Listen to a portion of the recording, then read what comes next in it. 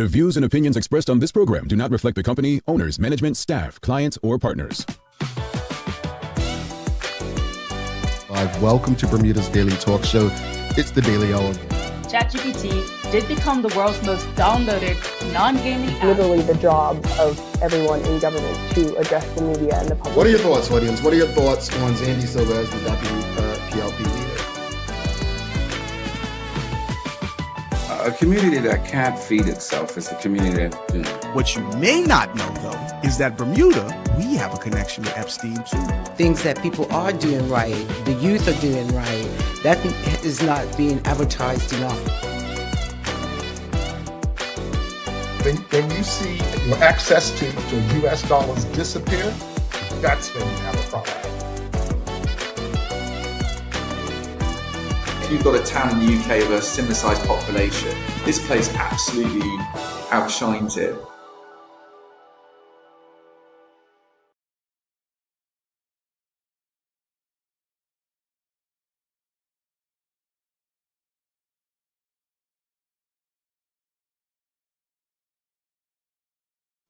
It's Monday, the 29th day of June, 2026. Welcome to Bermuda's Daily Talk Show. This is the Daily Hour brought to you by the BAC Group of Companies, HSBC Bermuda, Medical House, Lindo's, People's Pharmacy, and big love to Hot 107.5 for ensuring that we can pump through the radio airwaves with these most important community conversations. I'm Jamal Hartman, and a happy Monday to every last one of you. I'm just going to rightly begin this show today by sending an abundance of love and comfort to so many in our very small community. There's times like this when you realize how small our community is, and it reminds you. It reminds you that love is so much easier than anything else that we can display and share with one another. You don't necessarily have to know people to be impacted or affected by tragic events. And the amount of hand prayers I've seen on statuses this weekend for such a small community, and it's not all for one person, but so many people gone too soon. It's very sad. And I really, really, truly feel in a small community like ours, these are reminders, and it shouldn't take death to remind us that love is so much easier than anything else that we express. And so I begin this show just by saying, I really do. If it's all I have to give is send, love and comfort to all of those impacted by recent tragic events in Bermuda. So not easy. It's never easy losing people because, there's no coming back once we meet our fate in death. But I just hope that my words at least can give or provide some form of comfort for those who may be mourning or impacted in some way by recent tragic events in Bermuda. That said, greetings everyone, and thanks for making us part of your daily routine. We have a good one today. Astor House, a new beginning for men leaving prison. We've got Justice Juan Wolffe, the Honorable Justice Juan Wolffe, joining us to discuss what this move by whom could mean for some of Bermuda's most vulnerable. The daily play is going to be Bermuda Trivia today. And audience, don't forget to subscribe on our website. Follow us on all of our social media channels to stay up to date with all that we have going on. Help us grow beyond the mic as we do our part to continue to improve our community. And again, just once again, I really, really, the hardest thing about doing this show, I used to say it all the time, especially with the news, is coming to do this show on a Monday, which is honestly my favorite day of the work week because I really enjoy what I do. But the hardest part about doing this job is really waking up, engaging a community that is hurting, engaging people who are mourning. That's the hard part about this. And I just wish that at times I could do more than offer my voice and my words. I really do. But that said, let's jump into today's discussion. Last week, Friday, we were discussing a situation involving a cab driver and a passenger. And there's more that's going on as well. And the question of the morning is, what are your thoughts on public service vehicles having cameras in them? Well, folks, the conversation surrounding the incident between the taxi driver and passenger is still rumbling on. Since then, the Royal Gazette has shared the driver's side of the story. But like most situations, people have already formed their opinions. Some people believe the passenger only shared the part of the video that favored them. Others believe the driver's response was unacceptable, regardless of what happened beforehand. Now, the truth is, we'll probably never know the full story. But maybe that's not the biggest takeaway anymore. You know, I've seen people suggest more customer service training and higher standards for those working in tourism and public service, right? Those conversations are worth having. But someone suggested something to me that I think deserves more consideration. What if every public service vehicle had a camera? Not to spy on passengers, but to protect everyone. We're seeing more and more rideshare drivers overseas install cameras in their vehicles, not because they expect trouble, but because if something does happen, there's an objective record of what actually took place. It protects the driver from false accusations. It protects the passenger if they're mistreated. And it takes away much of the he said, she said. In a world where almost everyone has a cell phone and a few seconds of video could go viral without showing the full picture, maybe cameras inside public service vehicles simply make sense. Now, of course, there will be questions about privacy, about cost, about who has access to the footage and how long it's stored. Those are all important questions. But if cameras can protect both drivers and passengers while also strengthening confidence in our transportation industry, perhaps it's something worth seriously considering. So the question of the morning, audience, you see it on the screen. What are your thoughts on public service vehicles having cameras in them? We'll take a quick break, think on that, and we'll come back with the morning poll as well. Don't go anywhere. Stick with us. People's ACW, located at King Edward VII Memorial Hospital, carries over-the-counter medicines, toys, cards, and even toiletries. Our knowledgeable staff are there whether you're at emergency, visiting family, or a member of BHB staff, to show you our best even when you're feeling your worst. People's ACW, we're here for you.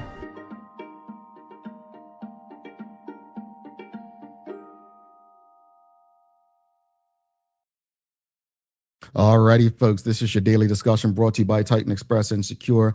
James Burgess says, good morning to the Daily Hour Team Show. I'm watching and listening to your guest, Pablo. We've got Suzanne Ingham says, good morning, Jamel. Very sad news today, but I'm always excited to be into the agenda. Great morning to both of you, and thank you for rocking with us. Claire Warner says, good morning, Jamel. Good morning, Bermuda. Keep safe indeed, and a great morning to all of you who are locked in with us this Monday morning. Again, just want to, as I started the show, I just want to once again say I send just love, strength, and comfort to all of those in mourning in Bermuda right now.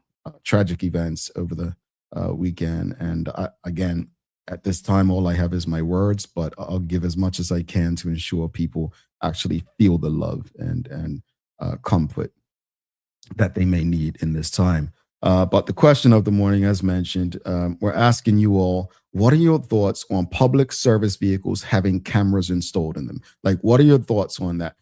Like, I know some of you feel like, no, you already don't have any privacy. You may feel like, well, who pays for it? You may feel like, well, what happens to the camera footage? Where does it get stored? What are your thoughts on it? You've seen what's happened. You know, I saw something this morning where someone was making an anonymous complaint about a bus driver, right? So now we've got a bus driver in hot water because someone's made a complaint, anonymous complaint, about a bus driver's behavior. Now, I'm waiting to find out whether our buses have cameras or not on them, because that would make sense. I know in many places in the US, buses have cameras on them. So I would actually be shocked if Bermuda did not have cameras on the buses. I mean, that It's just 2026 at this point. But what are your thoughts, audience? What are your thoughts on public service vehicles having cameras in them? Let's say, now you all know me. I my life's surveilled at this point. You know what I mean? I have those who have been in my vehicle know I have a camera in it. It does capture everything, including audio. But for me, that's for protection of everyone, right? It's not to spy on people. It's if anything happens, this is the version that happened. It's not my version or their version. He said or she said, right? I think incidents like what happened on last week, which was shown, I don't know if it happened last week, but what we were discussing last week with the cab driver and the passenger, I think full context would have been if there was actually a camera inside rather than having someone record what was favorable, maybe looked at as favorable to them. So again, audience, what are your thoughts? What are your thoughts on public service vehicles having cameras in them? And here's the poll question for the morning. Here's the poll question. Should cameras be mandatory in public service vehicles? That's a 1 for yes, 2 for no. Do you believe cameras should be mandatory in public service vehicles? 1 for yes, 2 for no. Now, just to reflect, there was a taxi incident last week that generated discussion around the island. People started taking sides. You had people saying, oh, well, this driver has a history of this. Some people saying, oh, we don't know what happened before the passenger started recording or after. Some people saying it shouldn't matter. The response by the driver could have been better. Now, the Royal Gazette did publish the account from the driver who said, the customer was, or the passenger was under the influence, right? And he's admitted he could have reacted differently or better. But then there's some people saying, well, that person didn't seem under the influence. That is ridiculous because at the end of the day, not everyone's going to sound slurred. Not everyone's going to sound how you think they should sound or look how you think they should look if they're under the influence, right? And we don't know. This is not, and again, I will say this, like I said Friday, I am not going to excuse bad behavior, especially when the driver involved said he could have responded better, right? I'm not going to excuse that. But context, and it seems like we forget context until it's us or one of our loved ones involved, right? I want to say this, and I really hope this kind of tickles the conscience of everyone tuned in right now. Social media rarely tells the full story. Social media is not real life. It's based on perspectives, what people want you to know, what they want to share, how they want to shape your mind when it comes to how you see them or see a situation. I am amazed that we don't question what we take in more. So let me repeat. Social media rarely tells the full story. I'd encourage everyone, ask questions, consider other perspectives. Remove yourself and your bias so that you can see through a clearer lens. The cameras, I believe both drivers and passengers deserve protection. And I get people's concerns. I completely understand people's concerns. I do.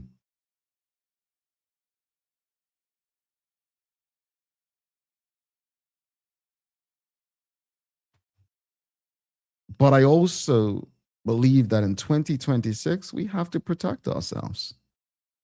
It's a must. It's a must. We've got some, let's go to the audience. Again, audience, what are your thoughts? Again, you've heard the recent situation involving a cab driver and a passenger where a passenger recorded a Bermudian taxi driver pretty much responding to her in an unkind way. And There are people who feel like this driver should lose his license. I'm never for someone losing their livelihood. Let me be very clear, unless they've put others in harm or danger, or they're a threat to others. Maybe some people feel this person's a threat. I don't know, but perspective, right? There are some who feel, well, no, we only know the story, the part of the story that she felt comfortable sharing, right? What are your thoughts? What are your thoughts? Do you believe that cameras in a public service vehicle could have helped this situation or told a more full story? What are your thoughts on that? And also the poll. Should cameras be mandatory in public service vehicles? Do you believe buses, cabs, these new ride shares, do you believe it should be mandatory for these vehicles to have cameras in them? 1 for yes, 2 for no. Let's go to the audience. We've got Renee Sharlin says, it's not a bad idea, but who will have access to these cameras? It doesn't make sense if the driver has access. It can easily be tampered with, but should be monitored by appropriate authorities. Here's the thing, right? I agree with you, right? Camera evidence used to really be something that you can use and it would be strong. But with so many people using editing software nowadays, I agree with you. However, there's ways to see if things have been doctored, right? Forensic specialists who can see if things have been doctored. I would say, I don't know if the government would invest in this, but maybe charge a small fee where all the data goes to one central location. Maybe that's for public service vehicles. Maybe it goes all to one central location. Yeah. We've got Charles H. Jefferson II says, do you tell people that get in your vehicle that you have a camera caption audio? No, they see the camera if it's on and they know it's on. I would assume that if you see something being captured, it's audio. Right. And not many people get in my vehicle. I don't have a ride share, and most people have their own transportation, but no, I don't. And I saw something this weekend. Let me say this in the nicest way. Someone is always capturing you. If someone's wearing glasses today, those glasses are probably recording you. They don't have to tell you by law. They only really have to tell you if it violates some law or if they're making money off you. Like I was telling a story this weekend. I was at brunch earlier this year with someone and they sent me a video about a month later and we were in this social media post at brunch. And then a couple weeks later, a Bermudian friend sends me a post of this place. I said, why you sent me that? Oh, I know, you like this kind of food. Da, da, da. I said, look at it again and you'll see why. And they saw me in the video. So I think the idea that someone has to let you know, they really don't unless they're using it to violate you. Right? I would just tell people, be very cautious about what you share and what you say. But again, the cameras shouldn't be used to violate people. They should be used to protect people. And I know you all are not going to like this analogy. And maybe this is the American in me at this point, but it's like a gun. Guns are not supposed to be to go out and hurt people. You're supposed to be used to protect yourself, right? So the same with cameras. Cameras, like surveillance, should be used to protect people. For your own protection, for that passenger's protection, for that customer's protection, for your business protection, for your protection, not to invade people's privacy. Suzanne Ingham says, while I'm against cameras in our LH area, I think she means Loyal Hill, it may be best because the public is being served. I don't think it should be mandatory because it's coming out of people's public, and no, it shouldn't be coming out of my pocket. I'm not much help here, Jamal. No, your opinion matters. Your opinion absolutely matters, Suzanne, because you're a member of the general public. So you are help here. I think every perspective matters on this. This is a public service vehicle. You are a member of the public. I think the conversation is worth having. Now, again, this is a situation where it was just conversations happening. It wasn't as bad as maybe it could have been. But situations like this are teachable moments, right? This could be the moment where we say, you know what? We need to ensure that all vehicles, public service vehicles, have cameras in them to protect both the drivers and the passengers. These could be teachable moments. Renee Sherlin says, I believe it should be made known to the public if taxis or service vehicles do have cameras, should be done by law. Well, they should be visible. Cameras shouldn't be hidden. They should be visible. I believe all cameras should be visible. I don't like the idea of hidden cameras. I let people know when they come in my place, whether the camera's on or not, right? But I don't like the idea of, it's like the police hiding. Police don't need to hide. I think by the police showing where they are, it should change behavior, just knowing they're there. Yeah? Manuela says, I believe it was reported some time ago that Bermuda public buses imported at the time were equipped with cameras. I don't know if they are activated. Well, I'm going to be honest with you. Let me just check. I did reach out this morning to ask, and I am waiting on response to confirm whether all buses are. So, Manuela, I did ask this morning. Thank you for that. I should have said that earlier. We've got Renee Sherlin says, but it's a law not to carry a gun. At some point, the law will be involved. If it's law, it protects everyone. Huh? What do you mean it's law not to carry? Huh? Help me understand that. I don't. You lost me on that one, Renee Sherlin. We've got Dorian 74 says, yes, cameras should be in public service vehicles. What we will find is there are far more rude and disrespectful customers than the operator of the vehicles. Okay. All right. I got you. Fabulous says some states require two-party consent while others don't. So it depends on which state as to whether you have to let the other person know. He's talking about the United States in terms of audio being captured. Ms. Ellen Kate Horton says one side of the story is always dangerous. TCD must look at the driver's version before anyone is condemned. But Ms. Horton, we're talking social media. We are talking about social media. Once a version is shared, it becomes truth in our community. That's dangerous. That's dangerous. And reputations precede people in situations like this, right? So let's not have a reputation of being aggressive to people because you're automatically guilty. We, in a very small community, do a very bad job of being fair. We, in a very small community, do a very bad job of giving people grace. And I think it's unfair because if it were us, we would want that, right? We've got Charles H. Jefferson II says, to be fair, it actually depends on state. In Georgia, you don't have to tell the other person they're being recorded. However, telling the others could possibly avoid situations from happening. This is not about me in Georgia. We're talking about Bermuda here. I appreciate the question, do I ask people, but this is not about me. We're speaking about Bermuda public service vehicles this morning. And I think it's a conversation that should carry on way beyond this show. Because we love to condemn and condemn and condemn. All I saw last week is condemning taxi drivers, condemning. We went from this taxi driver acting this way to taxi drivers not dressing appropriately. And it just came like, let's beat up on taxi drivers.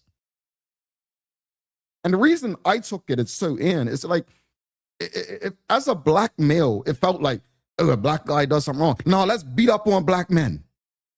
I don't like it. I don't like it one bit. I don't like it. But I'm going to say this to the cab drivers. I don't like a lot of stuff and I do something about it. And my way of doing it, surveil myself. put myself in situations where it can never be that person's word against mine.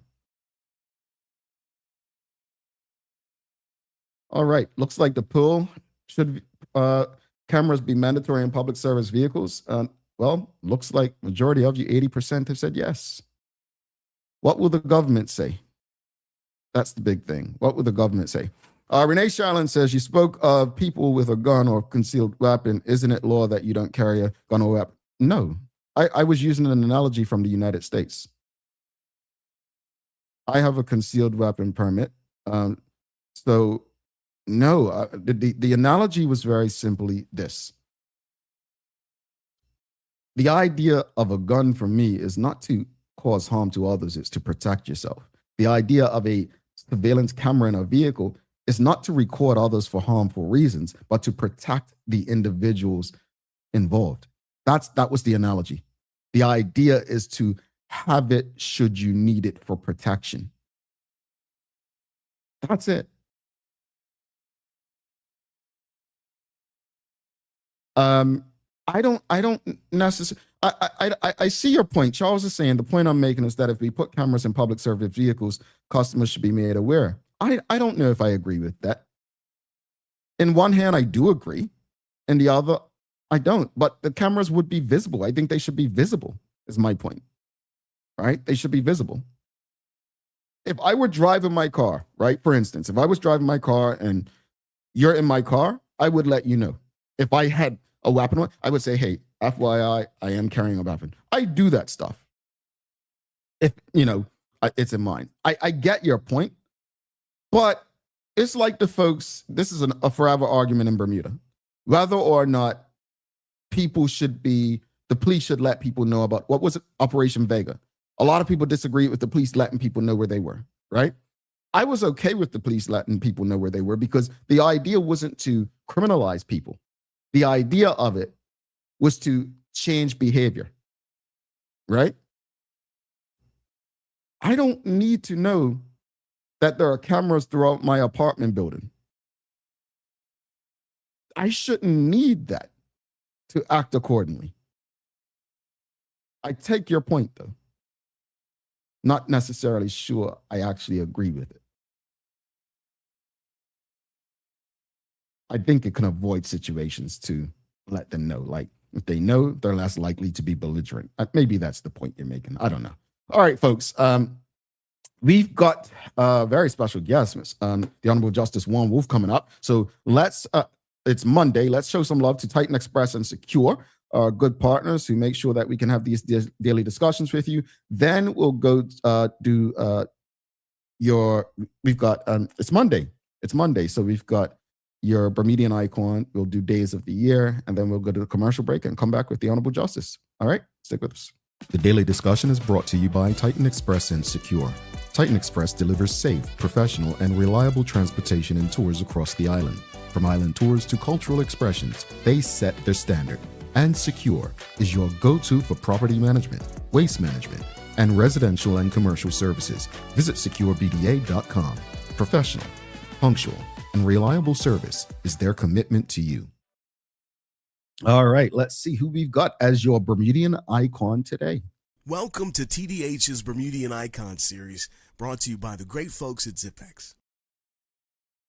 Dale Butler is one of those rare Bermudians whose public work has touched education, politics, culture, history, and the arts all at the same time.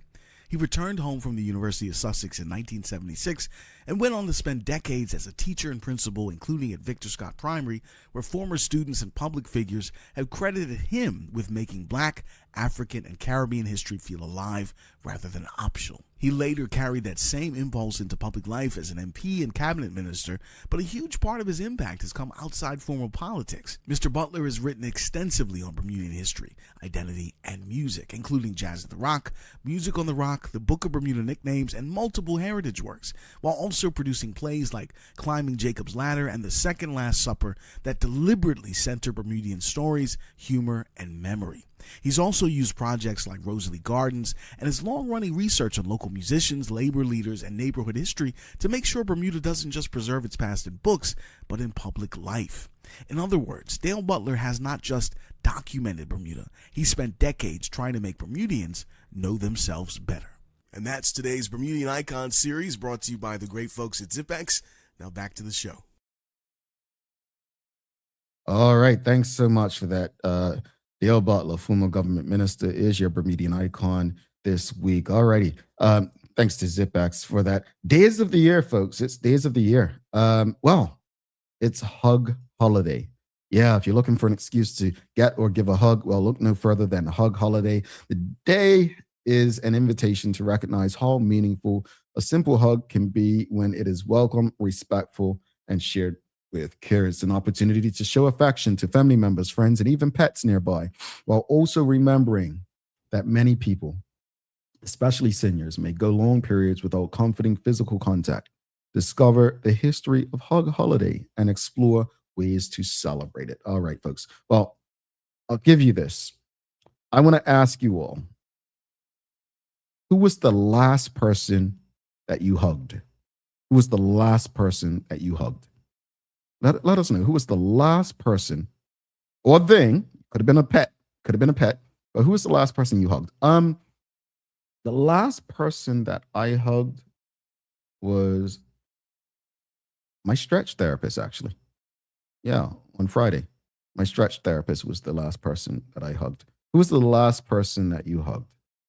And I think, due to the tragic events in Bermuda this weekend, a hug, I guess, at this point is something we should not take for granted. Yeah. We never know when's the last time we might be able to physically touch, hold, or show any form of affection to our loved ones. So, yeah, it's Hug Holiday. We've got Sean Smith and Charles H. Jeffers. The last person they hugged was the wife. Shawnette Sumner, 911 Island Girl, says, my youngest son last night. My husband, says Kathy Sumner. My wife, 5 minutes ago, Dorian said. Cheryl in class yesterday. It was great to see her again, Suzanne Ingham said. Mark Arthur says, my nephew. All right, well, keep the hugs rolling, folks. Keep them going. It's Hug Holiday. Make sure you hug someone today. But make sure, let me say this. Let me be very clear in saying this. All right? Consent matters more than excitement. A hug should never feel forced or unexpected. All right? So as you go hugging, just make sure you don't end up before our guest today or hugging without consent. All right? Stick with us. We're going to take a quick break. We'll come back. Got a very important conversation that none of you should miss. Stick with us.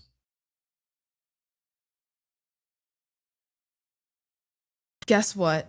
Bermuda's most popular game is back. That's right, Shoe Buy is back in stores. But wait, there's more. The brand new Shoe Buy Summer Edition is here too. Bring the laughs, the vibes, the friendly chaos to your barbecues and summer get-togethers with Bermuda's favorite game. Don't miss your chance to get yours. Visit BermudaTrivia.com and follow Bermuda Trivia on social media to learn more. One lucky bucks in the summer edition has a golden ticket with the chance to win a grand prize courtesy of One Communications.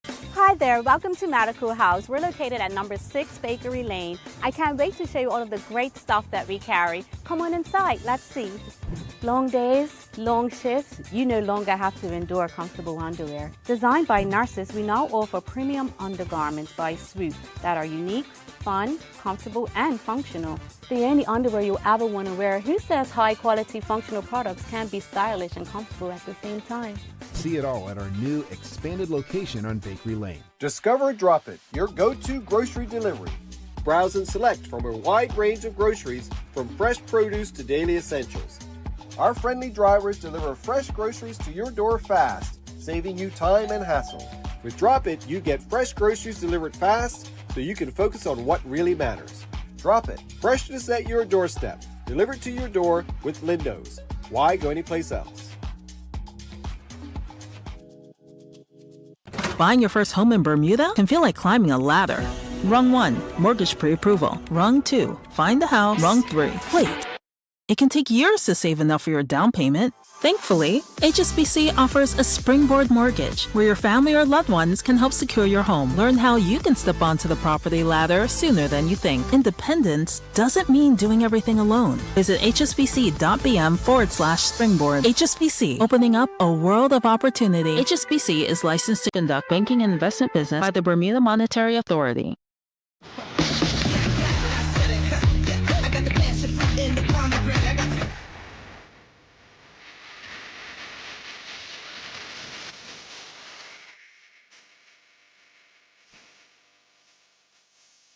You wanna come get some?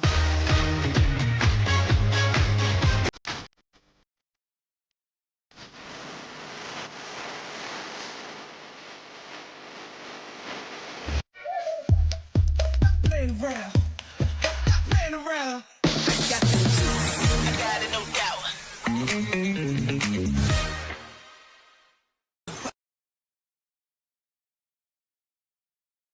Ever taken medication and thought, why is this hitting me so hard? Or why isn't this doing anything at all? Here's something you may not know. Your body processes medication the same way it needs to process food, using enzymes. And these enzymes metabolize medication so it can be converted into its useful form or removed from your body. Pharmacogenetics looks at how your DNA influences the way your body metabolizes or breaks down medications. It helps explain why a drug that works well for one person causes side effects in another and barely works at all for someone else. That means the same pill at the same dose can feel very different from one person to the next.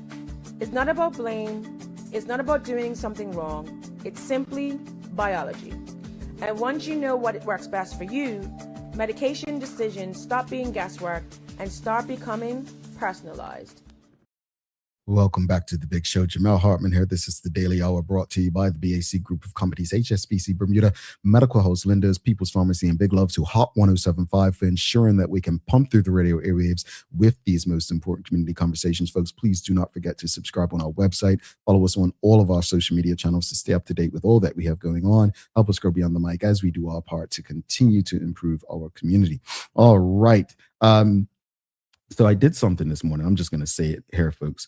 Our website has switched over, so it looks like it's not ready, but it's live. So if you went on the website and you're trying to find the show, I couldn't either. So please forgive us. I just want to be very transparent about that. So there are people who take care of that stuff. So I know there are some people who usually tune in on the website. Our apologies. We will get things going for you, but I just wanted to confront that right on so that you're not thinking that we're dissing you. All right. But it is Hug Holiday, and we've got the Crystal Life says, I love a good hug. I often ask first, do you accept hugs? That sounds, I like that. We've got Suzanne Ingham says, here's a hug for you, Jamal. I appreciate it. We appreciate you, Suzanne. We've got Charles H. Jeffs II says, I would have hugged you when DR Congo scored the goal ahead on Saturday. Well, if they score against England, I want to hug everybody. Yeah. I'm being that person. Renee Sharlin says a whole bunch of people in church yesterday. All right. And we've got Bruce. Adeline Stevenson Swan says, well, I believe Bruce is her husband. Yeah, folks. So her husband as well. All right. Without further ado, let's give a warm TDH welcome. This is the first appearance, hopefully not the last, of our very special guest today, a board member. Many people know his name from, in the newspaper regularly. Probably not a good thing or a bad thing, but definitely a worthy thing. We've got the Honorable Justice Juan Wolffe. He's a board member of Astor House. Let's give him a warm TDH welcome. Oops, not that one. Oops, not that one. Here we go. Greetings, sir. Happy Monday. Morning. How are you? Wonderful. And yourself? I'm fine. Thank you very much for asking. I've got to ask you. It is Hug Holiday today. Who was the last person that you hugged? My wife this morning. There you go. I feel like that's supposed to be the answer, folks. That is supposed to be the correct answer. Well, thank you for joining us. Before we get into today's conversation, I'm just going to ask because hopefully you don't mind me asking due to your position and your role in the judiciary. But we were speaking about whether or not public service vehicles should be mandated to have some form of surveillance or cameras in them. What are your thoughts on something like that? How much time do you have? Sounds like we're going to have you back on. Just some quick thoughts. I did listen with some interest this morning as you were going through the topic. And yeah, my initial concern would be to what extent would it infringe upon a person's constitutional right to privacy? And that's not just with the driver, but also with the passenger. There is obviously a person's right to not have their business splashed over. I saw that the results of your survey was, I think, 71% were said yes to cameras being in public service vehicles, and I think 29% said no. I wonder if those numbers would be the same or different if, for example, the question was, would you want to have CCTV cameras in your neighborhood? CCTV cameras that would presumably be used to protect and deter crime. Would the answer be the same? I think the analogy is appropriate because one's privacy would extend outside of a taxi or a bus.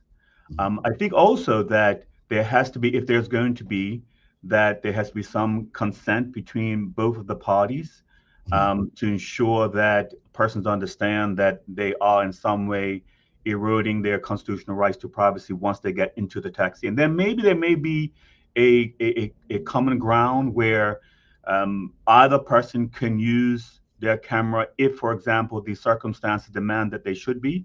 So if a person's rights, if a person's safety or health is at risk, then maybe they can engage the camera. So it's a very difficult subject because obviously, as you said already, it's for the protection and safety of the driver and the passenger. And where do you kind of draw that line?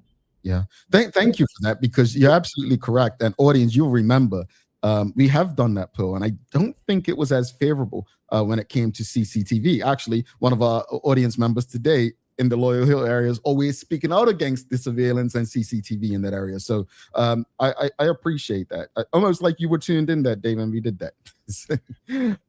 But let's transition. You're here this morning. We're going to be discussing Astor House, which recently opened as a way of helping those in the Department of Corrections transition back into society. Before we jump into that, just explain to people your role with Astor House. Sure. Let me, first of all, Jamal, congratulate you and the Daily Hour for doing what you do. You have your channel has been the absolute voice of this community, and that you often speak truth to power, and you often cover topics which are uncomfortable. You also tell the uncomfortable truth, and that's what's so important in many of our media outlets, that the public are given the opportunity as well to give their opinion about what's going on in the community. So kudos to you and your team for all that you do. And I do watch the Daily Hour every now and again when I have time to do so. And I tell you that it's often inspirational to me, but also very informative. It's very important for me as a judge to kind of have an idea of what the community is talking about and how the community feels about certain subjects, particularly as they relate to the criminal justice system. And the Daily Hour provides that. So thank you very much for that. In terms of Astor House, I'm a board member. I'm so excited when I was asked to be on the Astor House committee, because it is definitely a subject that's very, very dear to my heart. One of the most difficult parts of my job, and a part of it I don't necessarily like, and that would be to incarcerate young men, and sometimes in many cases young women, and often see them after them being incarcerated for 3 or 4 years come out and find themselves back within the court system. As you know, persons commit crimes for a plethora of reasons. Some of them related to their own choices, but also people commit offenses because of choices that were made by other people. Some persons commit offenses because of drug abuse or mental health issues or some trauma that they would have suffered many years ago when they were a child. Bermuda has had historically a very high recidivism rate, particularly in the last, say, 10 years or so, or up until the last 10 years or so. We had an 80% recidivism rate, which basically means that 80% of the people who committed crimes went to prison will then find themselves back within the prison system. Wow. And there's a reason for that. The reason for that primarily is because when they were incarcerated, they did not receive the level of therapeutic intervention that they probably need to have to arrest the criminal behavior. And so when they left prison, they, in many cases, just went back into the same environment that may have created the criminality in the first place. And I and many other persons have been crying out for many, many years of having some sort of step down program where a person can kind of leave from the prison and go into an environment which is conducive to their rehabilitation. And Astor House does that. Astor House provides that service. You made me think of something. That number is high, by the way. But it's like when I read the paper recently, and I was looking at someone was charged with something, and it used to say have no fixed abode. Now it says no fixed address. And it made me think of this. It made me think of Astor House. And I guess the question is, why is stable housing such a critical factor in helping individuals successfully transition from the Department of Corrections back into the community? Structure. Well, let's start off from this here. I don't care who you are, whether you're a criminal or a person who's never committed a crime. We all require and all need some level of dignity. Having a house, having a roof over your head provides that dignity. Having dignity, self-esteem, respect, confidence within oneself goes a long way to stopping criminal behavior.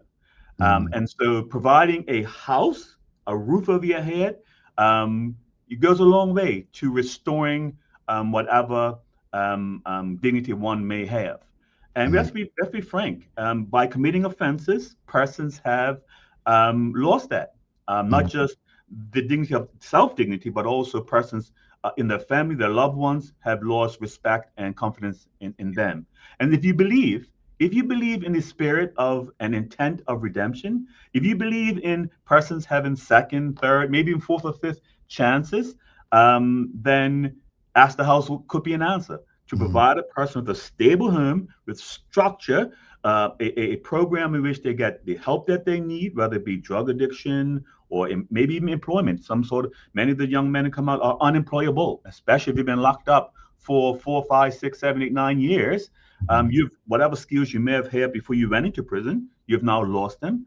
And so when you come out and you don't have that structure, what do you think you're going to do? You're going to end up committing the crime or going back to your life of crime. Let's face it. If you come out, don't have a home, a place to stay, you don't have a job to make money, you got a place to stay. What are you more likely to do? I ask you that question. What are you more likely to do? Go back to what you know. Yeah. Which is what? Commit crime. Yeah. Whether it may be breaking into somebody's house or maybe selling drugs or whatever the case may be. You have to give people opportunities and provide them and assist them with a way forward. You just can't expect a person coming out of prison after doing 9, 10, 15 years in prison and expect to have the skill set to go and actually fend for themselves. Yeah. You wouldn't expect that of anybody. Yeah. And so it is, I think, disingenuous for us in the community to say, look, listen, why haven't you pulled yourself up by the bootstraps? Why are you back in prison? Why are you committing crimes again? Well, the question is, for us as a community, what have we done to ensure that that individual does not go back to a life of crime? Yeah. And Astor House provides that answer. Indeed. Audience, if you have any questions or comments for the Honorable Justice Juan Wolffe, you can send your questions and comments through. And you kind of just answered my next question, because there are people who have outright question investing in programs like this, right? Why are we putting money into former inmates? As unbelievable as that The sounds. question is, why aren't we putting money into it? There you go. And that's it. Like, what would you say to those who question initiatives like Astor House? Because it's not only benefiting the individual, but also it strengthens families, right? It's reducing the chance of what you mentioned, reoffending. It's also improving public safety when we're helping with initiatives like this. But you just kind of said it, like, why wouldn't we? Why haven't we? Yeah. And my answer to that is very blunt and to the point. To those persons who be the naysayers, shut up. Quite frankly, shut up or put up. If we're, we have people, armchair psychologists and armchair lawyers and armchair judges who will pontificate and wax poetic on so many different areas when it comes to the criminal justice system, but yet do nothing to ensure that we are not in a bad situation. We were complaining about crime being committed. We were complaining about this, that, and the other, and the third, right? But we're not doing nothing to ensure that it doesn't happen. Okay, so for those persons, respectfully, I say to them, I would rather be in a position of putting up the money and at least making a very valiant effort at trying to arrest the problem than sitting back and doing nothing. And we have sat back and done nothing for too long. And that's not to be disrespectful to many of the helping agencies. They do a great job, they do a phenomenal job, but they don't have the resources or the necessary resources to do and fulfill their full mandate. And so we need to place more money into it. I don't want to get see now, Jamal, you're getting into a situation where I'm getting too passionate about it. Let me just say this here. A lot of money flows through Bermuda. Okay, billions of dollars flow through Bermuda. It boggles my mind that we have a situation where we cannot provide our most vulnerable people with the help that they need, whether it be psychological, economical, financial, or otherwise. We should be the model for smaller jurisdictions in terms of helping our youth, our incarcerated, our mentally health individuals. We should not, with the money that flows through this country, we should not be in a position where we're still asking for, begging for a handout to have a place like Astor House. We should have more than one Astor House, given the amount of resources that go through this country. So I urge persons who do have a large S, those who are in the private sector, to assist us in trying to sort out some of the problems that we do have. I think it is a civic responsibility to assist. There are a lot of benefits that a lot of people get from this paradise we call Bermuda. And so we're just simply asking, can you just help us out, deal with a problem? And it will assist us all, from top to bottom. Indeed. Audience, if you have any questions or comments for the Honorable Justice Juan, if you can send them through. Let's go to one. We've got Shaloy Duncans asking, what interventions or rehabilitative measures will be offered / presented to individuals living there? Will there be group sessions, one-on-one sessions, etc.? Right. So I'm very glad that's a very good question. And what is really encouraging about Astor House is that it is truly a community effort. We hear the African proverb, it takes a village. Well, this is clearly a village that's come together.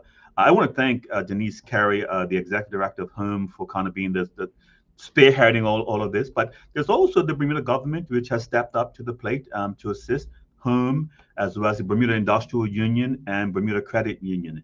I say all that to say this here, that it is a collaborative effort.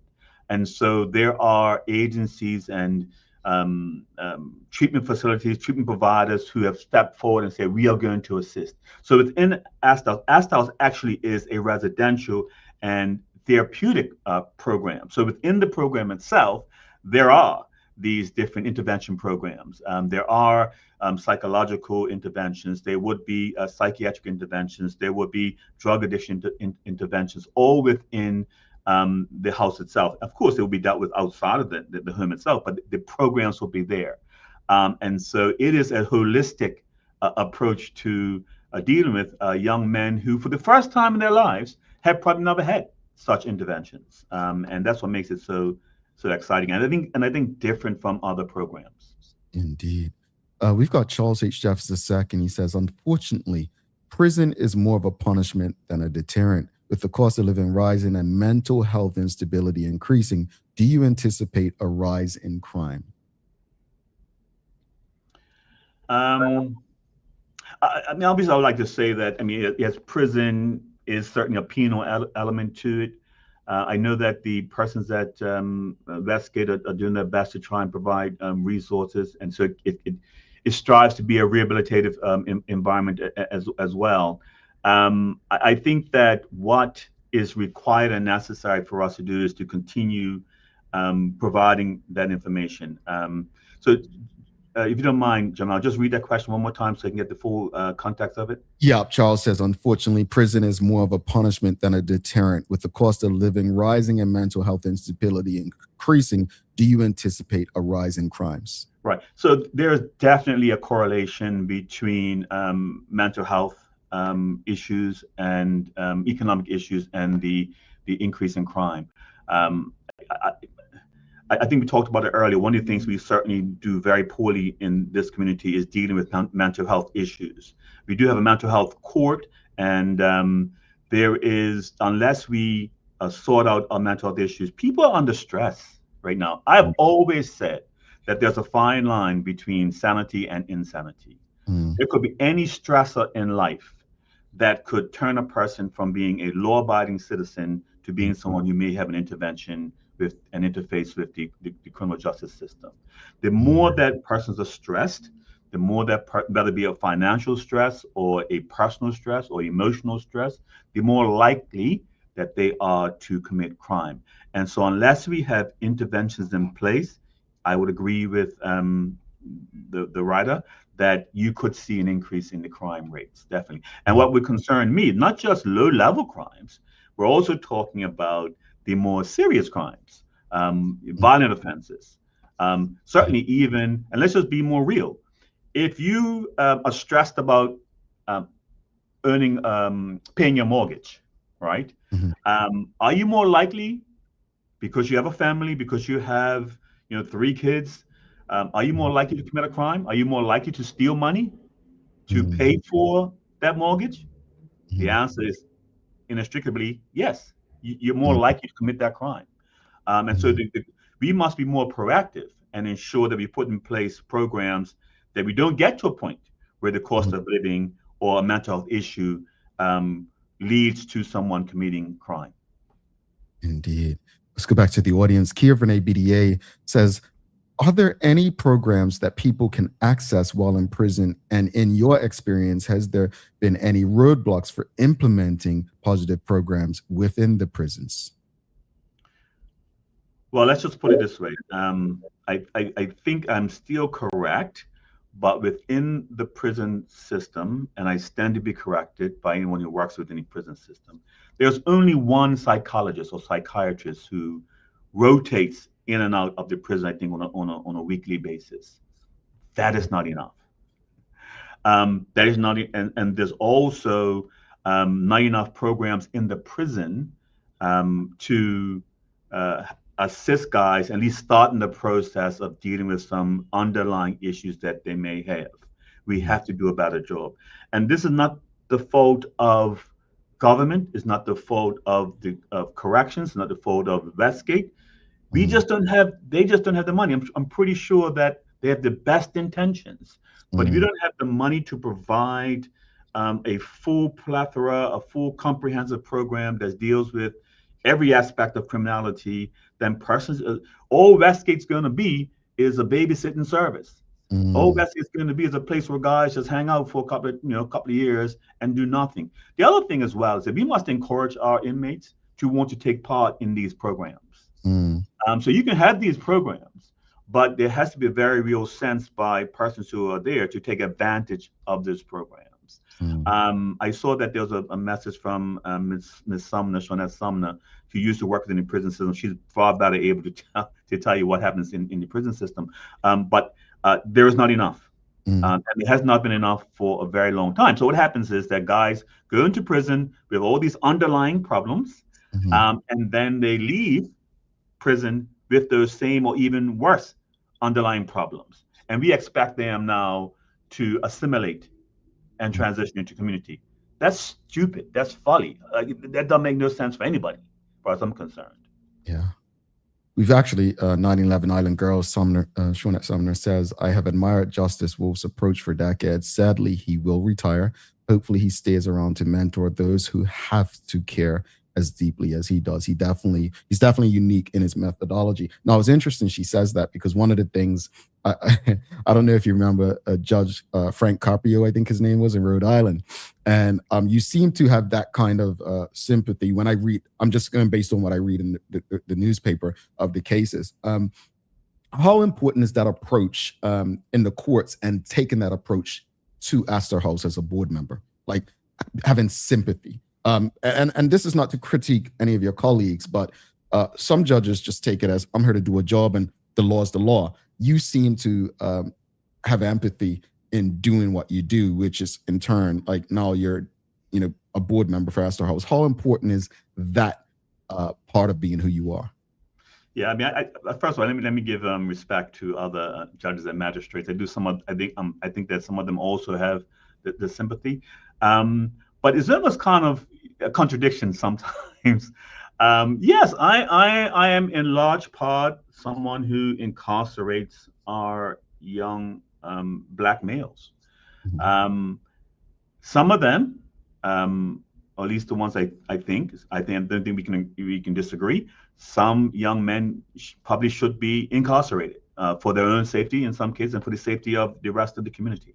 But the question for me is, once I render my sentence, whatever that may be, what happens to that individual once they leave the courtroom? And I'm very much concerned about persons who go into the program. I have seen, let me just give you a little example. I have had in court on one occasion, on multiple occasions actually, but on one occasion struck me. I had in the courtroom behind the glass will be the custody area of the courtroom, 3 men dressed in orange. Those 3 men were, and they're over there for different reasons and for different offenses.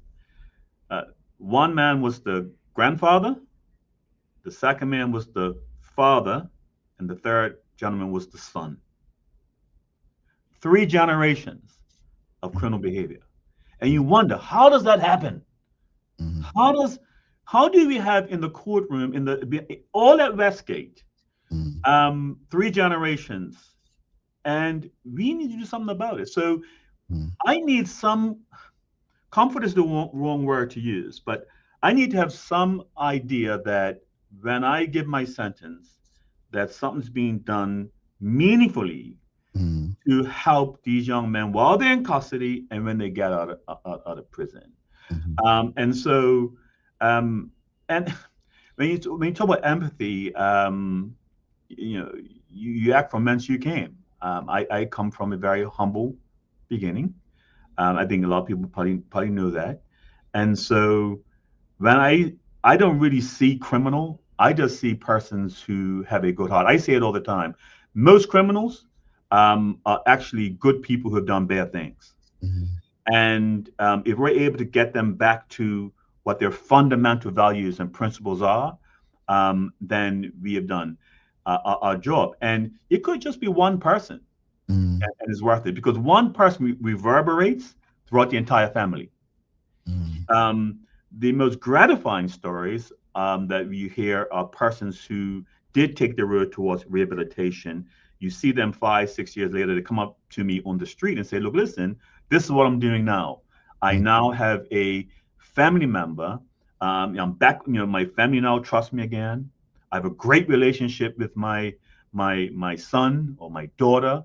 And here's a picture of my grandchild. These are stories you're not going to see on the front page of the Royal Gazette or on the front page of any media outlets. There are success stories. There are people who say, you know what? Yes, I done wrong, but I am going to do all I possibly can to ensure that I right my wrongs. but they need the avenue, they need the path to get there. And if you don't present them with that, then they're just going to be in a spiral of despair for, in some cases, for the rest of their lives. You know what I mean? Yeah. It's you know, I gotta let you go soon, and I think we would love to have you back. I mean, Suzanne, I agree. I echo what Suzanne Ingham says. Judge, well, can you please come back again soon? And I'm just upset this is the first time we've had you, but I guess my final question to you is very simple.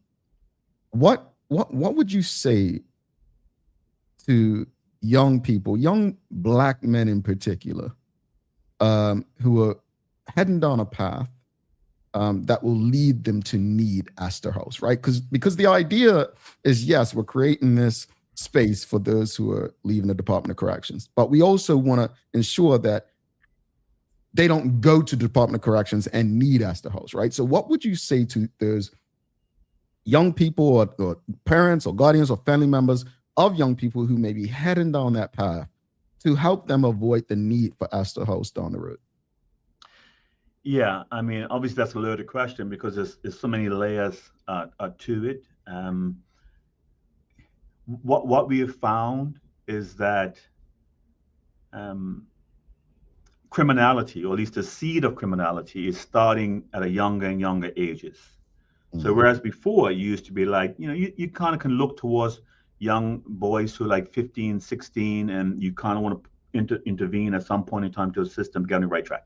Now that age is like down to 5, 6, 7, where we need to start looking at the behaviors of those young boys who exhibit some signs of some form of dysfunction.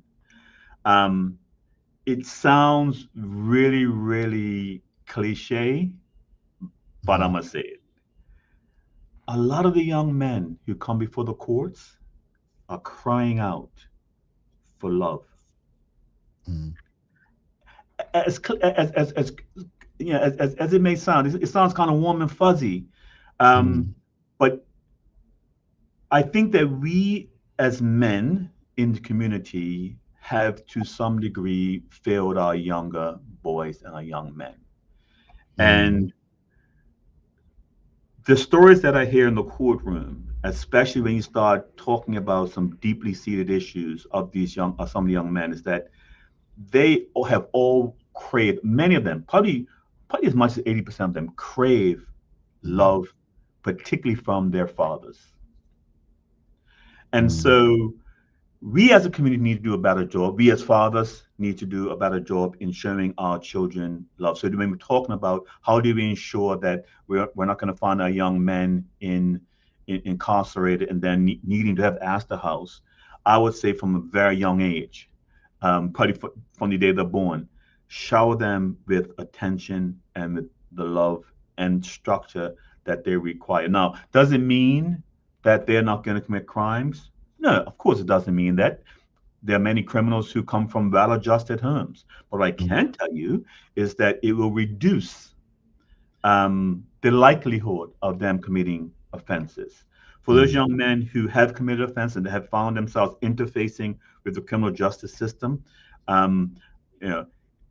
it's a funny saying, but it's not how you start, but it's how you finish. And you find yourself in criminal justice, that there is still hope for you, as long as you want to change your life. Is it going to be difficult? Probably, especially if you have to deal with some really deep-seated issues that were not created by you, but it is possible. I've seen it. I've seen it straight in my face, directly in my face. Young men can change, but they need to know that there is something that they can change to. And if they don't know that, then that's a problem. If all you know in your household is dysfunction, then you're going to lead a life of dysfunction. They need to be shown another way. And a place like Astor House would do that there are other ways. At the end of the day, if we instill just a little bit of humanity to every one of our loved ones, our family, our friends, that would assist persons who are even thinking about committing crimes. funny story.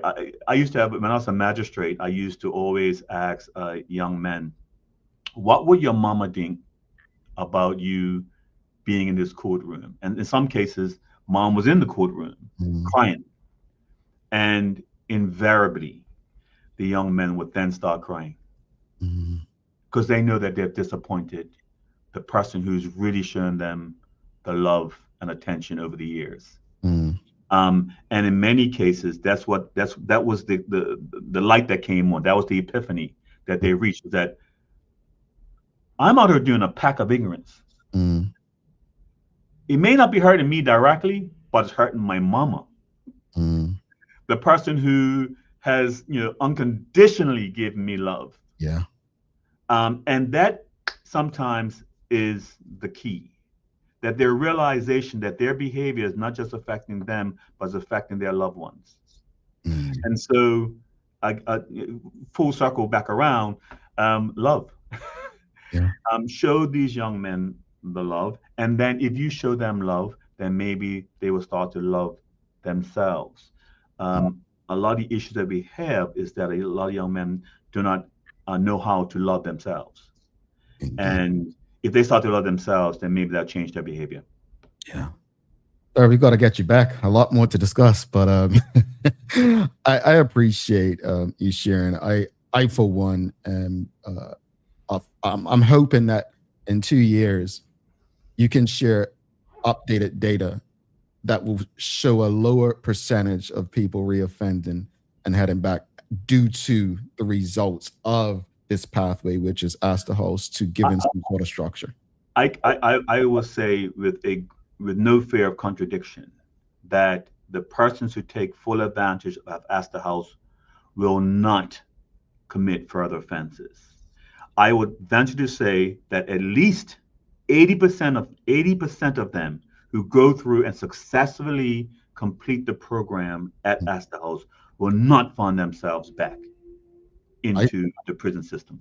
And I think that comment right there should give everyone tuned in right now confidence to not only believe that this is worth having, but also give them confidence that it's something worth supporting. Absolutely. Because it cannot work without the support of everyone in the community, especially knowing, as you stated earlier, and I state all the time, how much money is flowing in Bermuda. And last comment, money should never be an issue when it comes to supporting some of Bermuda's most vulnerable people. So absolutely. Thank you once again. And hopefully we can get you back. I got to ask you this question. I've asked everyone, it's that time of year. So I got to ask you, during the month of July, do you tend to have a bit of red in your wardrobe, or is it mainly blue?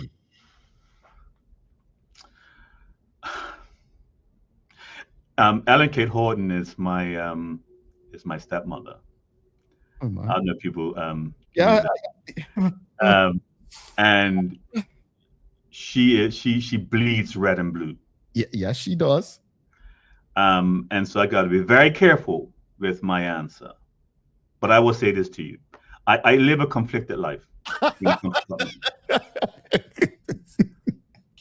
I was for Somerset for many years, and diehard Somerset.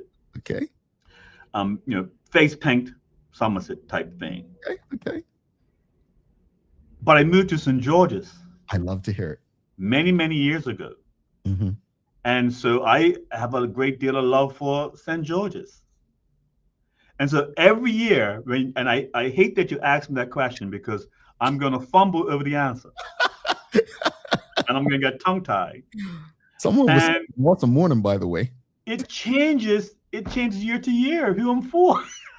So if it's in if Cup Match is in St. George's, I've got my blue and blue on. Okay. And if it's in Somerset, I have to go for Somerset. So is that wrong? Is that, you know what? And my entire family, by the way, my entire family, my sons who have born and raised in St. George are pure St. George's. I love it. I love that for your family. I do. Yeah. Well, you've got some people in the comments. Nick Castle says, just pick Somerset, Justice Wolffe. I know. Madam Horton was having an awesome morning, as you saw. I'm not sure, Yeah.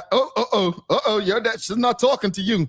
Oh, you She's not going to invite me. She's not going to invite me to Christmas dinner this year. I was just going to say you're off the list for Christmas dinner. I don't know, Judge. I think I set you up. I think you were having. You did set me up, and I don't appreciate that. You know what? I'll have to make it up to you. But thank you so much for your time.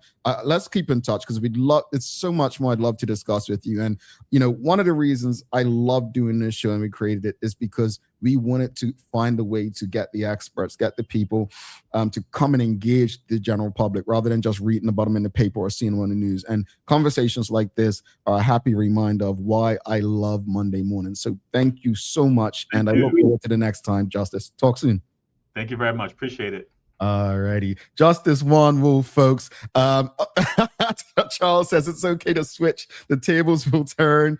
Blasphemy, says Julie. We appreciate the good judge. Folks, don't go anywhere. If you tuned in, if you've appreciated the discussion, whatever social media platform you're streaming on, Facebook, LinkedIn, YouTube, Twitter, X, Instagram, make sure you give us a like, love, follow, share the link with your friends, your family, your colleagues. These are important community conversations that everyone needs to ensure that they're a part of. So make sure you share it with your friends, family, and colleagues. We're going to take our final break. After this break, we're back to the Daily Play, and it's Bermuda Trivia today. You don't want to miss this question. Stick with us.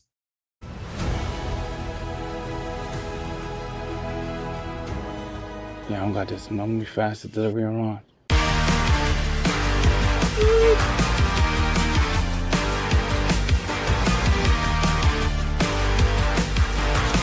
Oh, really? Don't pay me enough for that, Oh, no sugar! Okay, who's the faster? Who's the faster than me? Talk to me. No more stress. Just sit back.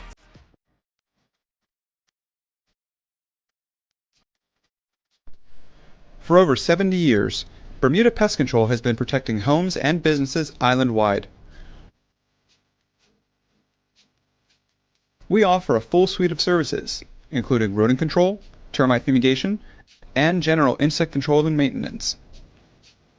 Our team of experts will quickly and efficiently eliminate any pest problem you may have. With Bermuda Pest Control, you can enjoy a pest-free home in no time. We're committed to providing fast, reliable, and solution-driven services for our customers. It's what we've been doing since 1952. Call Bermuda Pest Control today and say goodbye to pests for good.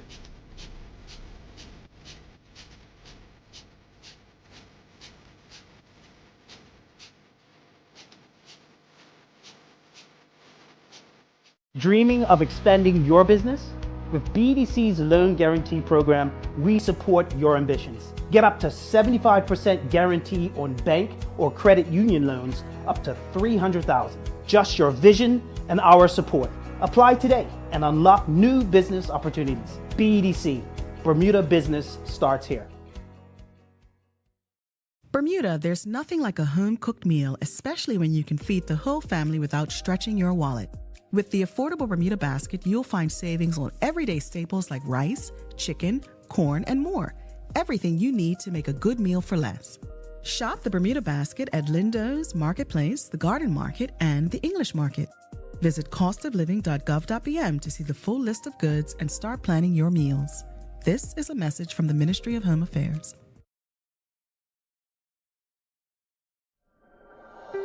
Life moves fast, and so can the unexpected. When you insure your home, you need to know that your insurance company has your back. At Friesenbrook, let one of our friendly and professional agents give you that peace of mind. Because when you are covered, you are confident. Call us at 296-3600 or visit friesenbrook.bm to learn more. All righty, welcome back to the big show. Thanks again to the Honorable Justice Juan Wolffe for joining us this morning. Really, really appreciated his time and the engagement. Folks, if you appreciate it, make sure you give us a like, love, follow, share the link with your friends, your family, your colleagues. I also want to give a big thanks to our partners, the BAC Group of Companies, HSBC, Bermuda Medical, House Lindo's, People's Pharmacy, and big love to Hot 107.5 for ensuring that we can pump through the radio airways with these most important community conversations. Folks, it is time for the Daily Play brought to you by Bermuda Trivia, now available at stores throughout Bermuda. Follow Bermuda Trivia on Facebook, Instagram, Twitter, X, and TikTok to find out why it's Bermuda's favorite trivia game. Shoe by is summer edition and original in stores now, like Christmas. Once they're gone, they're gone. You can find them in People's Pharmacy, Flying Colors, Brown & Co. Phoenix stores. Robertson's now has them. Caesars has them. Folks, again, once they are gone, they are gone. All right. So get yours today. My favorite game so far is Bermuda Trivia, the summer edition. It is outright fun, hilarious. Get it, play it with your friends and family. Trust me, you will not regret it. All right. It is Bermuda Trivia today. All right. Here's some Bermuda Trivia. Let's see who gets this first. And it's the most appropriate question for Bermuda Trivia. Bermuda Trivia released its first 2 editions of the traditional card game in 2022. What were Volume 1 was the first edition. What was the other edition that was released?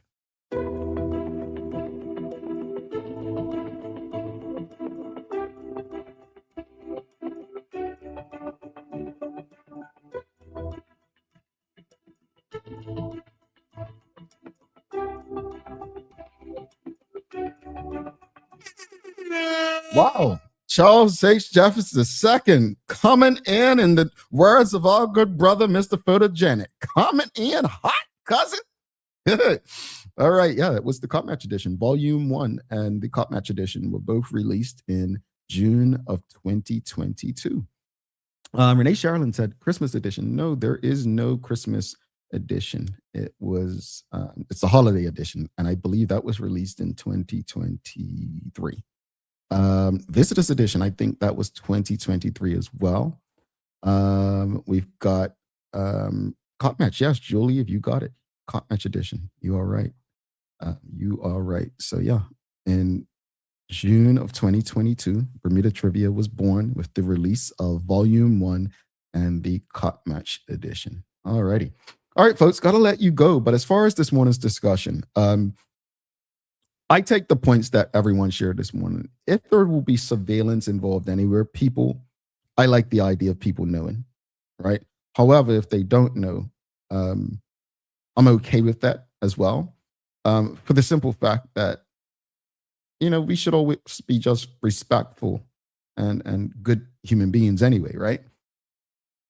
However, I don't want to be hypocritical, and I do believe that I like the idea of the police letting people know where they are, because again, the idea isn't to criminalize people. It's to change behavior, right? And if that's the goal, then I'm all for it. Whether or not I am for legislation being created to force public service vehicles to have some sort of cameras. I know you all's going to say Dr. King didn't like this stuff, but I'm going to take a position of neutrality right now. I need more information. And the information I need is based on you all, right? Who's going to have this information? Is it going to be a one central location? How long will the information be saved? Who will have access to it? I can tell you, the camera in my car, I've not once taken the little drive thing, the stick, out to look at anything. I did almost last week when someone pulled out in front of me. Like literally, I was driving my normal 35 on a side road, and someone pulled right out in front of me, and I was going to pull it in. I said, well, I don't have a license plate number. But I've never done it. That's for my protection should I ever need it. I don't know if cameras are necessarily the answer, but something different has to happen. As far as the conversation with the Honorable Justice Juan Wolffe, this is what we need. This is what our community needs. We need solutions. And this is a solution to a problem that we had. And I look forward to holding ourselves, our community, accountable to ensure that those who go through this program don't reoffend. The Honorable Judge said something this morning that you've heard me say on this show many times. There's a lot of money floating through Bermuda. There's too much money floating through Bermuda for us to have the problems that we face. I'm not saying that money is the solution to all of the problems, but it can help. This is not just about Astor House. This is about all of us. We all have a role to play. Figure out what your role is and find a way to ensure that Bermuda's benefiting from your contribution. All right, daily inspiration. And this is from my book, The Journey Within. This goes back to how we began the show. Again, I just want to send an abundance of love and comfort to everyone in our community who is currently mourning. And this quote from my book is very short. Quote, celebrate the ones you love as much as you can while you can, end quote. I'll leave you with that today. All right, folks. Don't forget to subscribe on our website, thedailyhour.com. Follow us on all of our social media channels to stay up to date with all that we have going on. Help us grow beyond the mic as we do our part to continue to improve our community. Thanks again to our partners, the BAC Group of Companies, HSBC Bermuda, Medical House Lindos, People's Pharmacy, and big love to Hot 1075 for ensuring that we can pump through the radio airwaves with these most important community conversations. As always, we appreciate you, we love you, and we thank you for making us part of your daily routine. If all goes well, we'll be back to do this again with you tomorrow. I'm Jamal Hartman. Please do make it a safe and a great day. We are out. Peace.